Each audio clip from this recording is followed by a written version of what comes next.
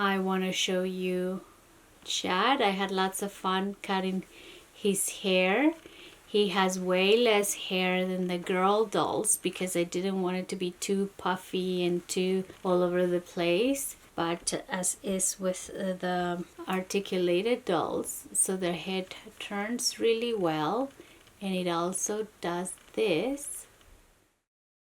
Once you make your doll, the question arises: what to do for hair? The methods and variety of hairstyles are endless, but I will give you the most popular used styles of doll hair for natural fiber art dolls or Waldorf-inspired dolls, in the hope that this can point you in the right direction when you are creating a handmade doll. Before you choose the hairstyle on your doll, ask yourself, is the doll you're creating a toy for a child or for a collector? What is their age, and what kind of doll plays does the child engage in? I consider small children under 7 years of age, and I would only recommend yarn hair for their doll. For older children, you can play with different styles and fibers as well as lengths. Adult doll collectors can, of course, take care of any hairstyle you make for your doll. Once you've roughly decided the end recipient for your doll, then you can consider the hairstyle that most suits their personality.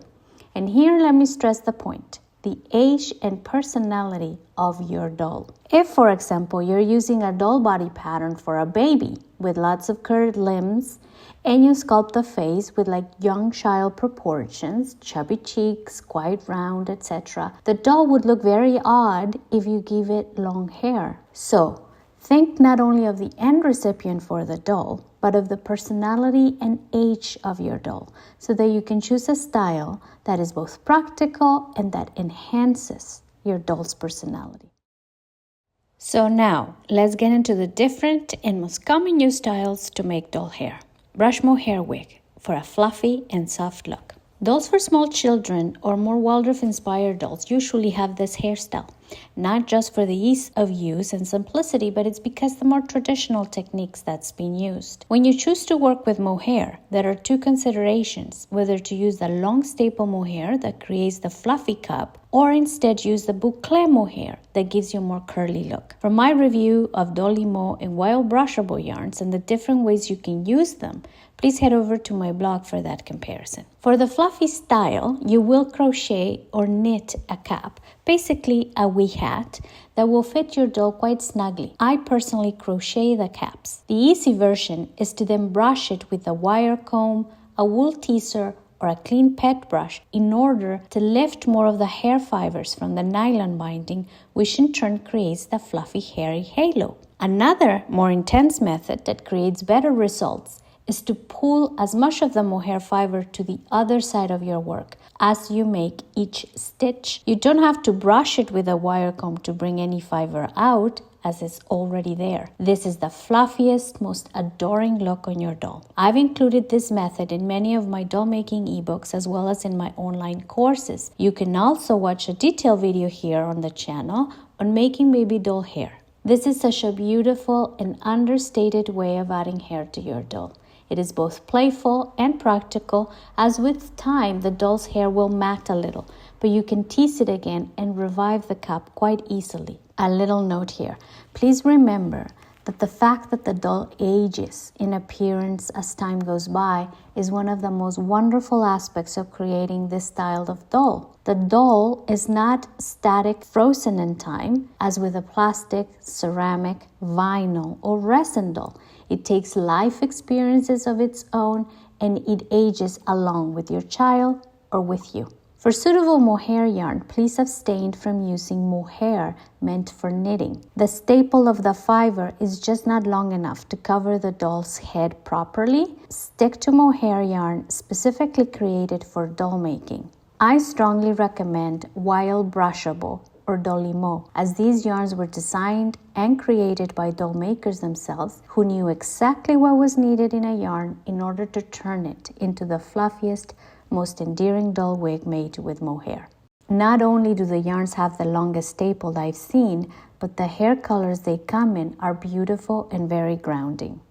Yarn cap with added strands, strong and playful. Another very playful method, as well as easy to maintain and create, is to crochet or knit a cap for your doll and then add strands of yarn to this cap.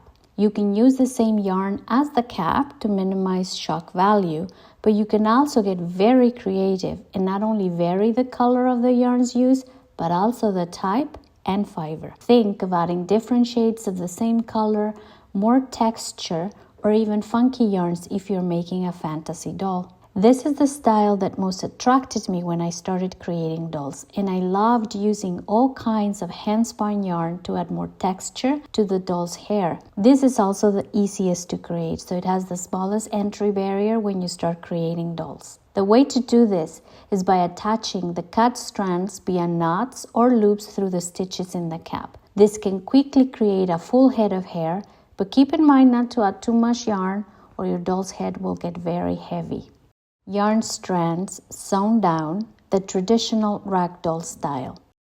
Another simple method to try when you want to use yarn for doll hair, but this time you're using your sewing machine and you're not making a cap, is to make bundles of yarn, sewn down the middle, and then attach them to the doll's head. The general procedure goes something like this. You cut the yarn double the length you want for your doll's total hair length. You measure on your doll from where you want the hairline to start. Let's say top of the forehead to the back of the head, and that will be the length of the line you will sew with your sewing machine. You arrange a bundle of cut yarn over a piece of paper cut to the length you previously measured on your doll. Make sure you have equal lengths of yarn on both sides of the paper strip because you will basically be sewing the middle part of your doll's hair. You sew the strands of yarn to the paper strip with your sewing machine using a small stitch length. Then you rip the paper off and you sew this to the doll head. Place the bundle of yarn right in the middle of the doll's head,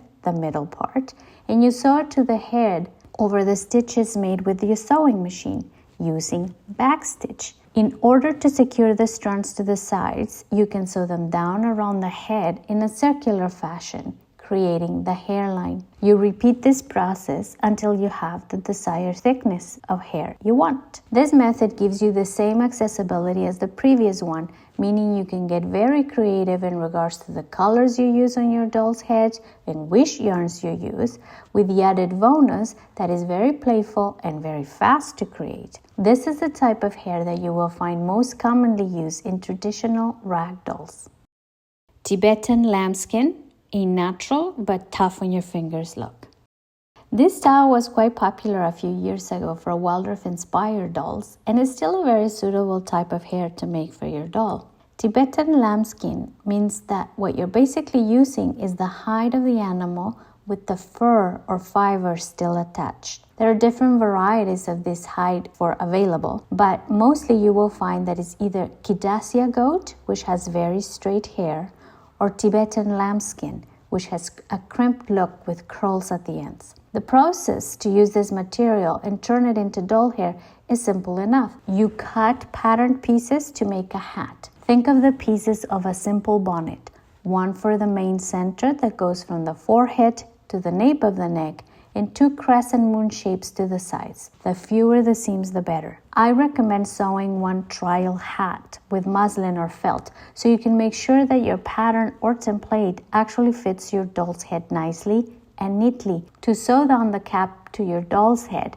you first prepare the cap by shaving off a little bit of the underside along the circumference of the cap. This will diminish the thickness of the leather you will be hand sewing to the head and therefore go much easier on your hands. I used this hairstyle in the past once, and my complaint was that the doll I used it for was for my daughter, and a chunk of it got stuck on her bed and the doll ended up with a bald spot. So I don't really recommend this hairstyle for children's dolls. A fabric cap, easy and fast. Most rag dolls have some sort of fabric hair, whether it is repurposed doilies, wool felt, or even felted sweaters like I use on my cloth figs. You can either sew a cap like we previously mentioned for the Tibetan lambskin, or you can get really creative and drape the hair, creating a permanent or semi-permanent hairstyle. You can sew ponytails or buns or whatever you see fit. Roving, fiber as doll hair. Another style of hair is using wool roving or wool locks and sewing it down or needle felting it to the doll's head. This style of hair is mostly used for nature table dolls or decorative dolls as it doesn't let itself to play. I've seen it used when it has been needle felted into the doll's head, but you can also needle felt or sew wool locks. Commercial wefts, the ultra-natural look. A much easier way to create a very realistic hairstyle is to use commercially produced mohair weft. Mohair weft is treated, so it won't felt, and is available not just on mohair, which is goat fiber, but also in yak and camel fiber, which then you can either sew down onto a cap and or directly to the doll's head, or turn it into a wig with a crochet hook and matching yarn. I prefer sewing the wefts to a cap as I'm able to manipulate the direction of the hair more accurately, and therefore the hair falls down in a more natural way, creating less bulk and a more pleasing look. I have included this method in several of my doll patterns and in my beginner doll online class. Now, what to look for when you're buying wefts? When you're ready to try this method, the weight of the weft is not really important. What you want to buy is the total length. Since you will be sewing it down or crocheting it into a cap,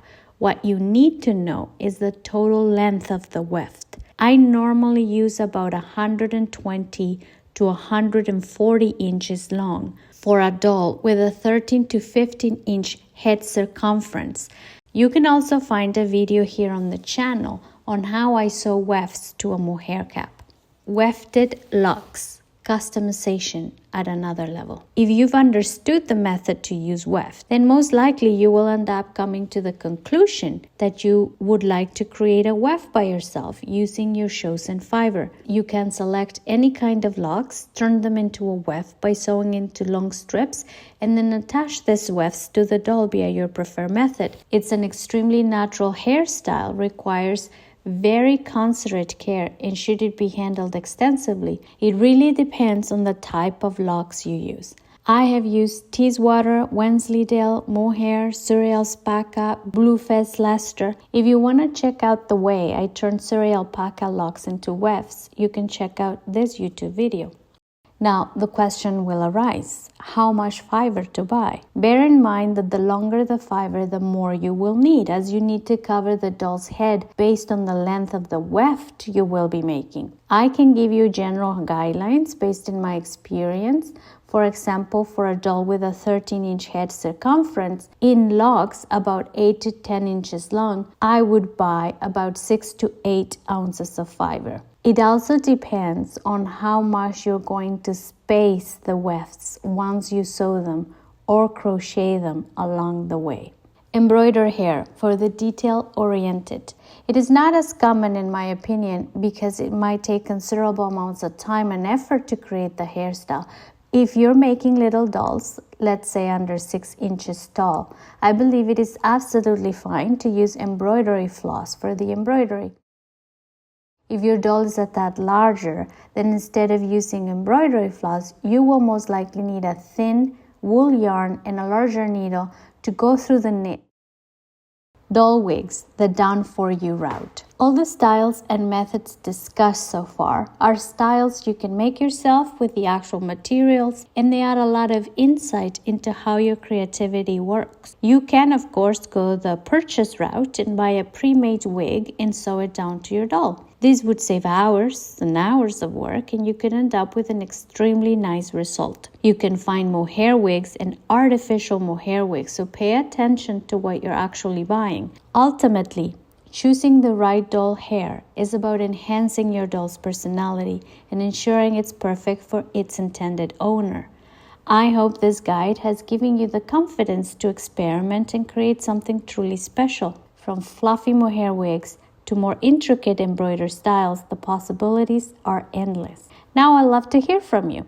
Which of these methods are you most excited to try, or what's your go-to doll hair technique? Your insights and or questions could inspire my next video, so please do share with me. And if you find this video helpful, don't forget to do all the things like liking and subscribing for more doll making tips and future tutorials.